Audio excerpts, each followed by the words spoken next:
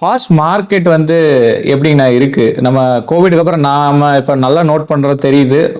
ஒரு லாஸ்ட் 4, 5 இயர்ஸ்ல வந்து டபுள், ட்ரிபிள் ஆயிருச்சு ஹார்ஸ் மார்க்கெட். ஸோ நம்ம முதல்ல வாங்கின ஹார்ஸ் பிரைஸ்க்கு இனி நம்ம நினைச்சாலும் ஹார்ஸ் வாங்க முடியுமாங்கிறது தெரியல. ஒரு நல்ல ஹார்ஸ், நல்ல குவாலிட்டியான ஹார்ஸ். ஸோ ஹார்ஸ் மார்க்கெட் எப்படி போயிட்டு இருக்கு? இது நல்ல விஷயம் தானா?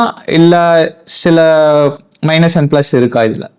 ஹார்ஸ் மார்க்கெட் நீங்க சொன்ன மாதிரி தர்ஷன் ரொம்ப யூஜா போயிடுச்சு ப்ரைஸ். முன்னெல்லாம் வந்து பாத்தீங்கன்னாக்கா நான் ஸ்டார்ட் பண்ண பீரியட்ல எல்லாம் வந்து பாத்தீங்கன்னாக்கா ஒரு 70-80 தௌசண்ட்க்கு நல்ல ஹார்ஸை வாங்கிடலாம், 1 லேக் நல்ல ஹார்ஸ் வாங்கிடலாம். இன்னைக்கு வந்து பாத்தீங்கன்னா அரௌண்ட் 3 லேக் ஸ்பெண்ட் பண்ணா கூட நம்மளால வந்து ஒரு நல்ல அனிமல் நல்ல இதுல எடுக்கிறது ரொம்ப கஷ்டமா இருக்கு.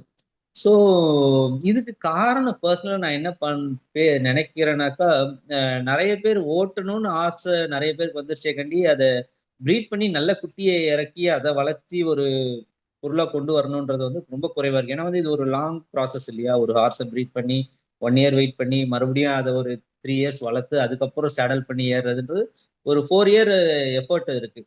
ஸோ அதை யாரும் பண்ண தயாரா இல்லை. ஸோ நிறைய எவ்வளோ யாருக்கெல்லாம் ஓட்டணுன்ற ஆசை இருக்கோ அவங்க எல்லாரும் ப்ரீட் பண்ணவும் ஏன்னா எல்லாரையும் ஃபோர்ஸ் பண்ண முடியாது. ஏன்னா அவங்களுடைய ஃபினான்சியல் சுச்சுவேஷன் எல்லாமே.